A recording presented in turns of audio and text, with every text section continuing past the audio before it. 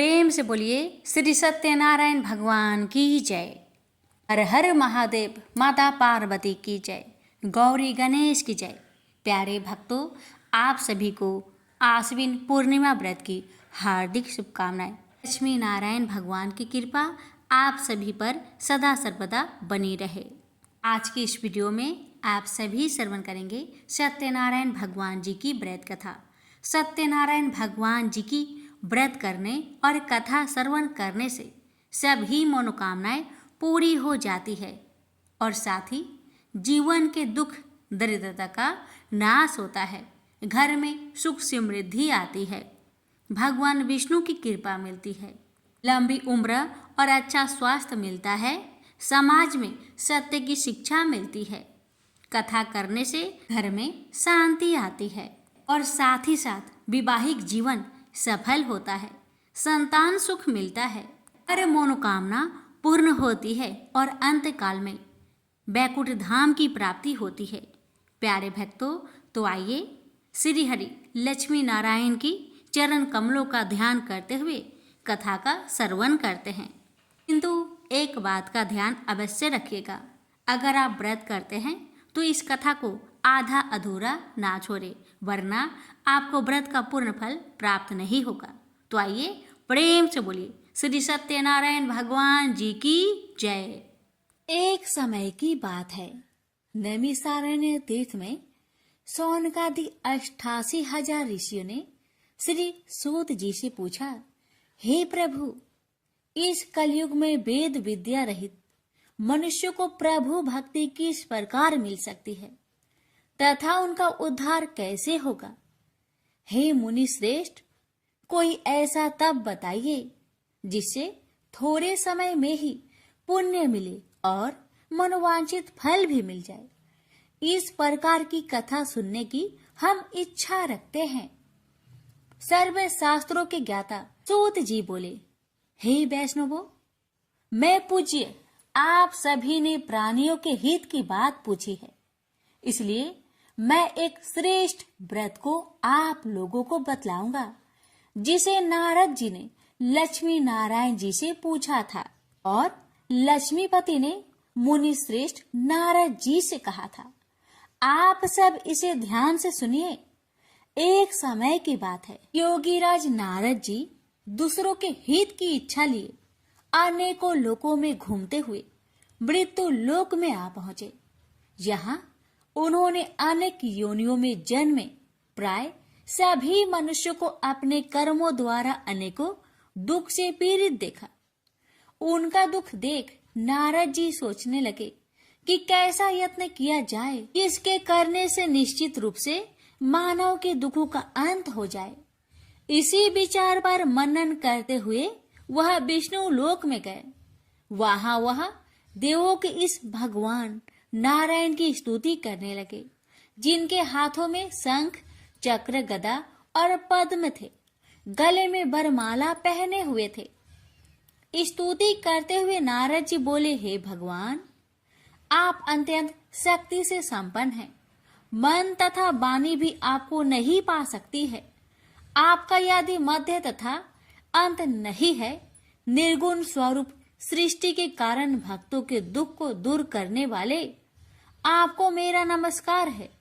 नारद जी की स्तुति सुन विष्णु भगवान बोले, हे मुनि श्रेष्ठ, आपके मन में क्या बात है?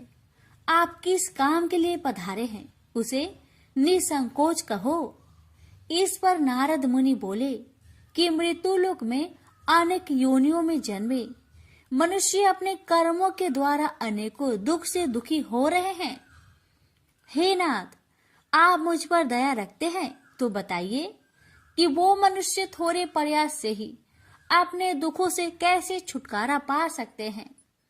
श्री हरि बोले, हे नारद, मनुष्य की भलाई के लिए तुमने बहुत ही अच्छी बात पूछी है, जिसके करने से मनुष्य मोह से छूट जाता है। वह बात मैं कहता हूँ, उसे सुनो। स्वर्ग लोक व मृत्यु लोक दोनों में एक दुर्लभ उत्तम व्रत है जो पुण्य देने वाला है। आज प्रेम वश होकर मैं उसे तुमसे कहता हूँ। श्री सत्यनारायण भगवान का यह व्रत अच्छी तरह विधान पूर्वक करके मनुष्य तुरंत ही यहाँ सुख भोग कर मरने पर मोक्ष पाता है।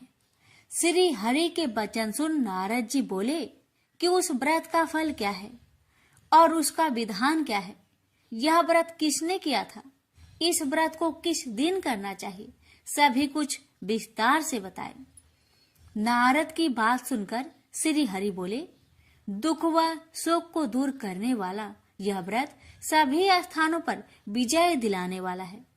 मानव को भक्ति व श्रद्धा के साथ शाम को श्री सत्यनारायण की पूजा धर्म में परायण होकर ब्राह्मणों व बंधुओं के साथ करनी चाहिए। भक्ति भाव से ही नैवेद्य केले का फल, घी, दूध और गेहूं का आटा सवाया ले। गेहूं के स्थान पर साठी का आटा, शक्कर तथा गुड़ लेकर वह सभी भक्षण योग्य पदार्थों को मिलाकर भगवान का भोग लगाए।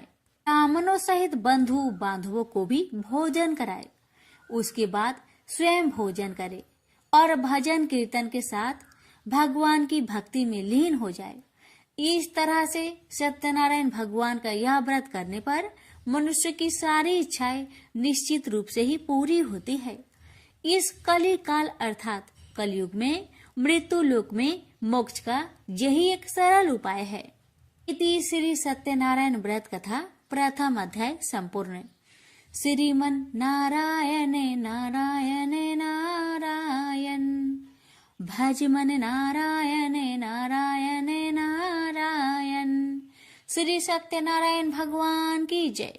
सूत जी बोले, हे ऋषियों, जिसने पहले समय में इस व्रत को किया था उसका इतिहास कहता हूँ, ध्यान से सुनो। सुंदर काशीपुरी नगरी में एक अत्यंत निर्धन ब्राह्मण रहता था।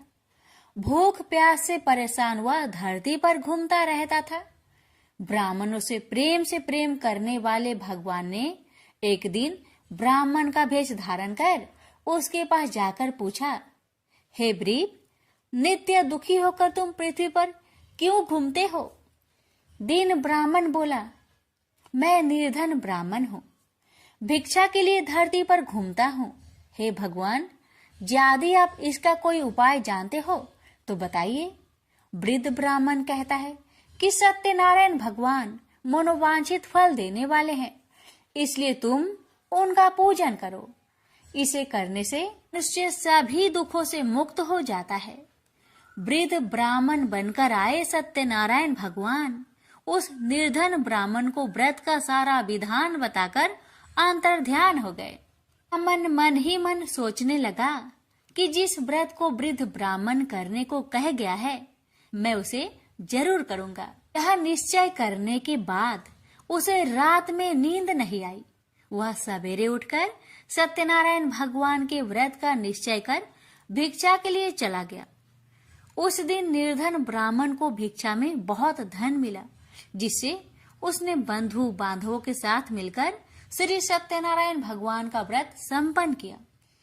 भगवान सत्यनारायण का व्रत संपन्न करने के बाद वह निर्धन ब्राह्मण सभी दुखों से छूट गया और अनेक प्रकार की संपत्तियों से युक्त हो गया। उसी समय से यह ब्राह्मण हर माह इस व्रत को करने लगा। इस तरह से सत्यनारायण भगवान के व्रत को जो भी मनुष्य करेगा वह सभी प्रकार के पापों से छूटकर मोक्ष को प्राप्त होगा। जो मनुष्य इस व्रत को करेगा वह भी सभी दुखों से मुक्त हो जाएगा। सूत जी बोले कि इस तरह से नारद जी से नारायण जी का कहा हुआ श्री सत्यनारायण व्रत को मैंने तुमसे कहा। हे ब्रीपो, मैं अब और क्या कहूँ? ऋषि बोले, हे मुनिवर, संसार में उस ब्रीप से सुनकर और किस किस ने इस व्रत को किया, हम सब इस बात को सुनना चाहते हैं। इसके लिए हमारे मन में श्रद्धा का भाव है। सूत जी बोले, हे मुनियों, जिसने इस व्रत को किया है वह सब सुनो। एक समय वही ब्रीप धन व ऐश्वर्य के अनुसार अपने बंधु बांधवों के साथ इस व्रत को करने को तैयार हुआ। उसी समय एक लकड़ी बेचने वाला बूढ़ा आदमी आया और लकड़ियां बाहर रखकर अंदर ब्राह्मण के घर में गया। प्यास से दुखी वह लकड़हारा उनको व्रत करते देख व्रीप को नमस्कार कर पूछने लगा कि आप यह क्या कर रहे हैं तथा इसे करने से क्या फल मिलेगा, कृपया मुझे भी बताइए। ब्राह्मण ने कहा कि सब मनोकामनाओं को पूरा करने वाला यह सत्यनारायण भगवान का व्रत है। इनकी कृपा से ही मेरे घर में धन्य धान्य आदि की वृद्धि हुई है। ब्रीप से सत्यनारायण व्रत के कथा के बारे में जानकर लकड़हारा बहुत प्रसन्न हुआ। चरणामृत लेकर वह प्रसाद खाने के बाद वह अपने घर गया। लकड़हारे ने अपने मन में संकल्प किया कि आज लकड़ी बेचने से जो धन मिलेगा उसी से श्री सत्यनारायण भगवान का उत्तम व्रत करूंगा। मन में इस विचार को ले बूढ़ा आदमी सिर पर लकड़ियां रख उस नगर में बेचने गया जहां धनी लोग ज्यादा रहते थे। उस नगर में उसे अपनी लकड़ियों का दाम पहले से 4 गुना अधिक मिलता है। बूढ़ा प्रसन्नता के साथ दाम लेकर केले, शक्कर, घी, दूध, दही और गेहूं का आटा ले और सत्यनारायण भगवान की व्रत की अन्य सामग्रियां लेकर अपने घर गया। वहां उसने अपने बंधु बांधवों को बुलाकर विधि विधान से सत्यनारायण भगवान का पूजन और व्रत किया।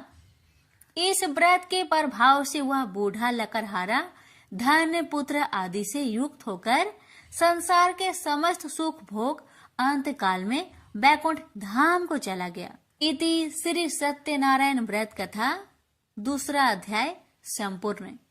श्रीमन नारायण नारायण नारायण भज मन नारायण नारायण नारायण। श्री सत्यनारायण भगवान की जय। सूत जी बोले, हे श्रेष्ठ मुनियों, अब आगे की कथा कहता हूँ। पहले समय में उल्का मुख नाम का एक बुद्धिमान राजा था। वह सत्य वक्ता और जितेंद्रिय था। प्रतिदिन देव स्थानों पर जाता और निर्धनों को धन देकर उनके कष्ट दूर करता था। उसकी पत्नी कमल के समान मुख वाली तथा सती साध्वी थी। भद्रशिला नदी के तट पर उन दोनों ने श्री सत्यनारायण भगवान का व्रत किया। उसी समय साधु नाम का एक वैश्य आया। उसके पास व्यापार करने के लिए बहुत सा धन भी था। राजा को व्रत करते देखकर वह विनय के साथ पूछने लगा, हे राजन, भक्ति भाव से पूर्ण होकर आप यह क्या कर रहे हैं? मैं सुनने की इच्छा रखता हूँ, तो आप मुझे बताए। राजा बोले, हे साधु, अपने बंधु बांधवों के साथ पुत्र आदि की प्राप्ति के लिए एक महाशक्तिमान श्री सत्यनारायण भगवान का व्रत व पूजन कर रहा हूँ। राजा के वचन सुन साधु आदर से बोला, हे राजन, मुझे इस व्रत का सारा विधान कहिए। आपके कथा अनुसार मैं भी इस व्रत को करूंगा। मेरी भी संतान नहीं है और इस व्रत को करने से निश्चित रूप से मुझे संतान की प्राप्ति होगी। राजा से व्रत का सारा विधान सुनकर व्यापार से निवृत्त हो वह अपने घर गया। साधु वैश्य ने अपनी पत्नी को संतान देने वाले इस व्रत का वर्णन कह सुनाया और कहा कि जब मेरी संतान होगी तब मैं इस व्रत को करूंगा। साधु ने इस तरह के वचन अपनी पत्नी लीलावती से कहे। एक दिन लीलावती पति के साथ आनंदित हो सांसारिक धर्म में प्रवृत्त होकर सत्यनारायण भगवान की कृपा से गर्भवती हो गई। 10वें महीने में उसके गर्भ से एक सुंदर कन्या ने जन्म लिया। दिनों दिन वह ऐसे बढ़ने लगी जैसे कि शुक्ला पक्ष का चंद्रमा बढ़ता है। माता पिता ने अपनी कन्या का नाम कलावती रखा। एक दिन लीलावती ने मीठे शब्दों में अपने पति को याद दिलाया कि आपने सत्यनारायण भगवान के जिस व्रत को करने का संकल्प किया था उसे करने का समय आ गया है। आप इस व्रत को करिए। साधु बोला कि हे प्रिय, इस व्रत को मैं उसके विवाह पर करूंगा। इस प्रकार अपनी पत्नी को अवशासन देकर वह नगर को चला गया। कलावती पिता के घर में रह वृद्धि को प्राप्त हो गई। साधु ने एक बार नगर में अपनी कन्या को सखियों के साथ देखा तो तुरंत ही दूत को बुलवाया और कहा कि मेरी कन्या की योग वर देखकर आओ। साधु की बात सुनकर दूत कंचन नगर में पहुंचा और वहां देखभाल कर लड़की के सुयोग बनिक पुत्र को ले आया। सुयोग लड़के को देख साधु ने बंधु बांधवों को बुलाकर अपनी पुत्री का विवाह कर दिया। लेकिन दुर्भाग्य की बात ये कि साधु ने अभी भी श्री सत्यनारायण भगवान का व्रत नहीं किया। इस पर श्री भगवान क्रोधित हो गए और श्राप दिया कि साधु को अत्यधिक दुख मिले। अपने कार्य में कुशल साधु बनिया जमाई को लेकर समुद्र के पास स्थित होकर रत्नासारपुर नगर में गया। वहां जाकर दामाद ससुर दोनों मिलकर चंद्रकेतु राजा के नगर में व्यापार करने लगे। एक दिन भगवान सत्यनारायण की माया से एक चोर राजा का धन चुराकर भाग रहा था। उसने राजा के सिपाहियों को अपना पीछा करते देख चुराया हुआ धन वहां रख दिया जहां साधु अपने जमाई के साथ ठहरा हुआ था। राजा के सिपाहियों ने साधु वैश्या के पास राजा का धन पड़ा देखा तो वह ससुर जमाई दोनों को बांधकर प्रसन्नता से राजा के पास ले गए और कहा कि उन दोनों चोरों को हम पकड़ लाए हैं, आप आगे की कार्रवाई की आज्ञा दे।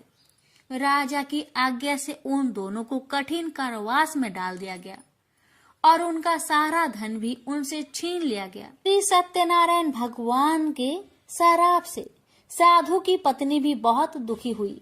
घर में जो धन रखा था उसे चोर चुरा ले गए।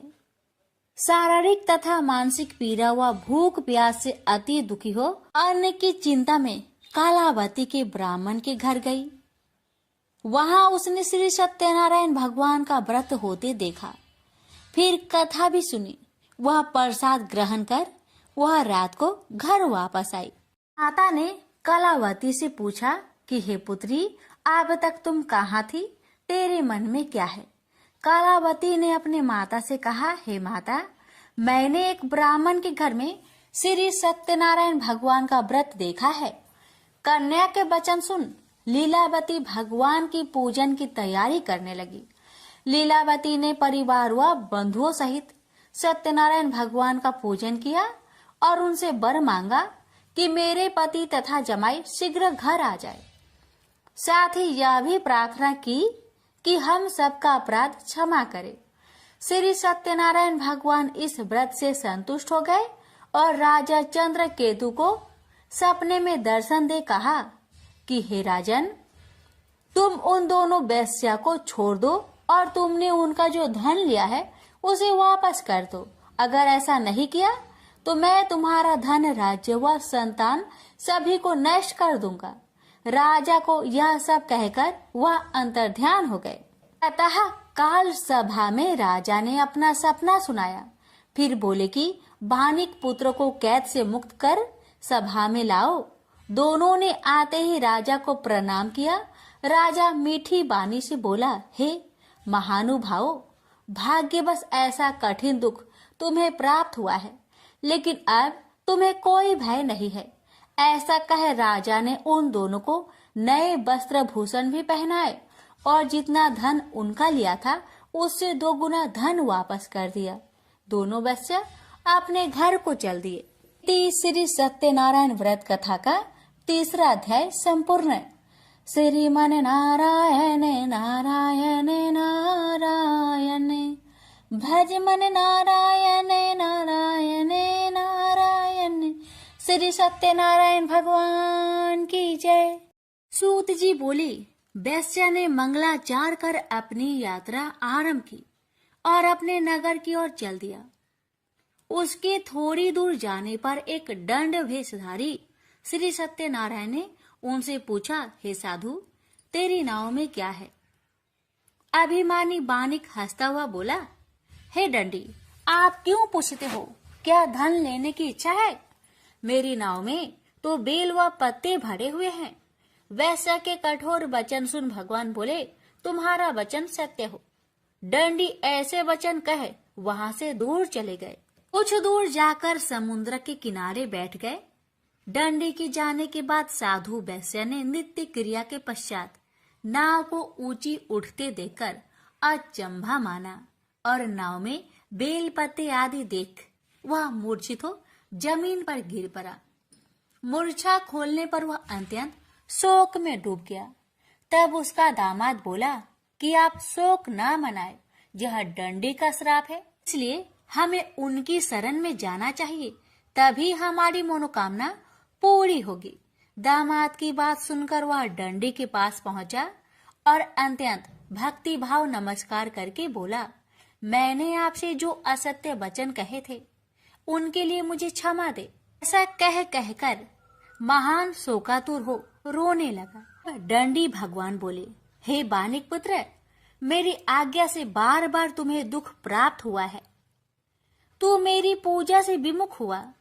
साधु बोला, हे भगवान, आपकी माया से ब्रह्मा आदि देवता भी आपके रूप को नहीं जानते, तब मैं अज्ञानी कैसे जान सकता हूँ। आप प्रसन्न होइए, अब मैं सामर्थ्य के अनुसार आपकी पूजा करूंगा। मेरी रक्षा करो और पहले के समान नौका में धन भर दो। साधु वैश्य के भक्ति पूर्वक वचन सुनकर भगवान प्रसन्न हो गए और उसकी इच्छा अनुसार वरदान देकर अंतर्ध्यान हो गए। ससुर जमाई जब नाव पर आए तो नाव धन से भरी हुई थी।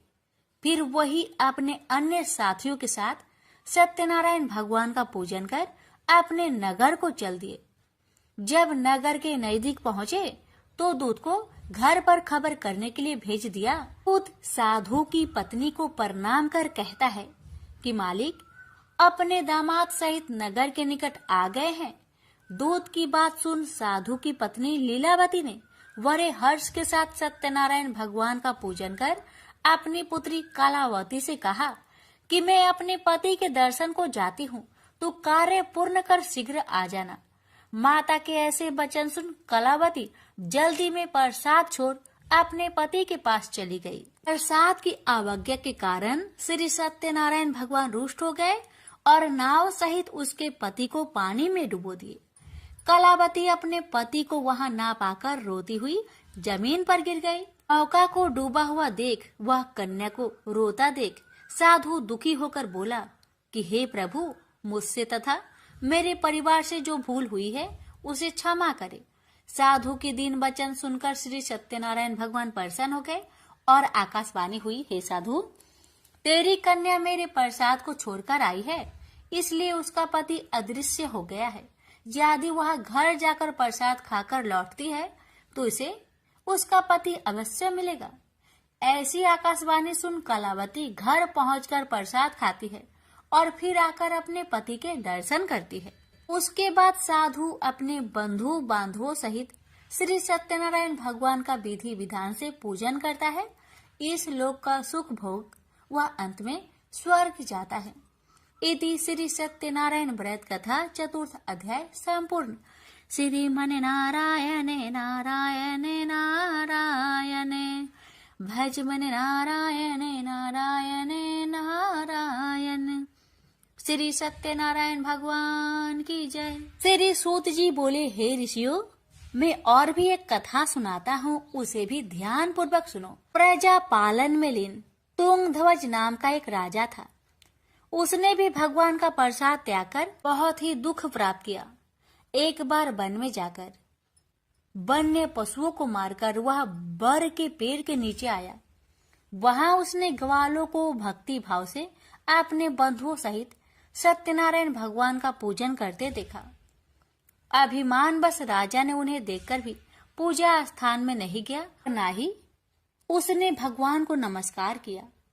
ग्वालों ने राजा को प्रसाद दिया, लेकिन उसने वह प्रसाद नहीं खाया और प्रसाद को वहीं छोड़कर वह अपने नगर को चला गया। जब वह नगर में पहुंचा तो वहां सब कुछ तहस नहस हुआ पाया, तो वह शीघ्र ही समझ गया कि यह सब भगवान ने ही किया है। वह दोबारा ग्वालों के पास पहुंचा और विधि पूर्वक पूजा कर प्रसाद खाया, तो श्री सत्यनारायण भगवान की कृपा से सब कुछ पहले जैसा हो गया।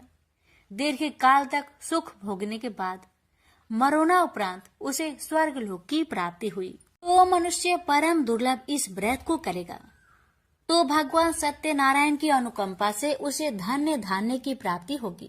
निर्धन धनी हो जाता है और भय मुक्त हो जीवन जीता है। संतानहीन मनुष्य को संतान सुख मिलता है और सारे मनोरथ पूर्ण होने पर मानव अंत काल में वैकुंठ धाम को जाता है। सूत जी बोले, जिन्होंने पहले इस व्रत को किया है अब उनके दूसरे जन्म की कथा कहता हूँ। वृद्ध संतानंद ब्राह्मण ने सुदामा का जन्म लेकर मोक्ष की प्राप्ति की। लकरहारे ने अगले जन्म में निषाद बनकर मोक्ष प्राप्त किया। उल्का मुख नाम का राजा दशरथ होकर बैकुंठ को गए। साधु नाम के वैश्य ने मोर ध्वज बनकर अपने पुत्र को आरे से चीरकर मोक्ष पाया। महाराज तुंग ध्वज ने स्वयंभू होकर भगवान में भक्ति युक्त हो कर्म कर मोक्ष पाया। श्री सत्यनारायण व्रत कथा का 5वां अध्याय संपूर्ण हुआ।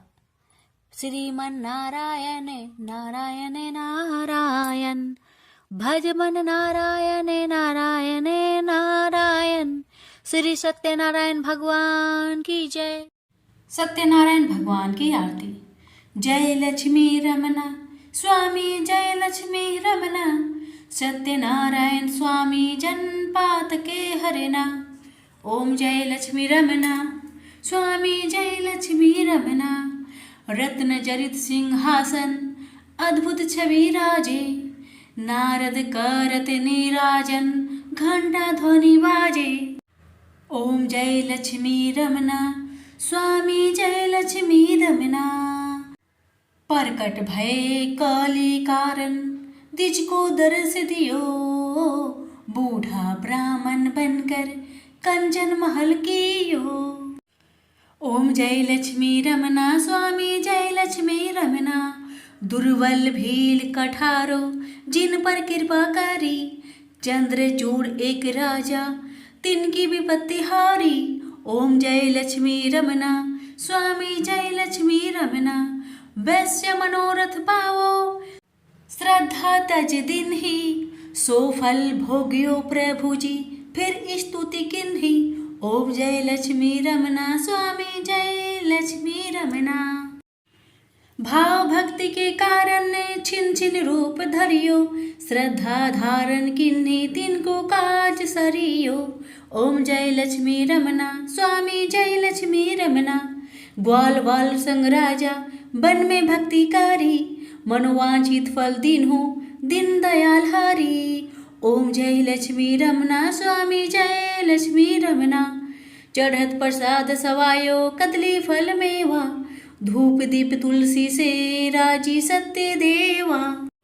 ओम जय लक्ष्मी रमना स्वामी, जय लक्ष्मी रमना। श्री सत्यनारायण जी की आरती जो कोई नर गावे। रिद्धि सिद्धि सुख संपत्ति सहज रूपे पावे। जय लक्ष्मी रमना स्वामी, जय लक्ष्मी रमना। सत्यनारायण स्वामी जनपात के हरना। प्रेम से बोलिए श्री सत्यनारायण भगवान की जय।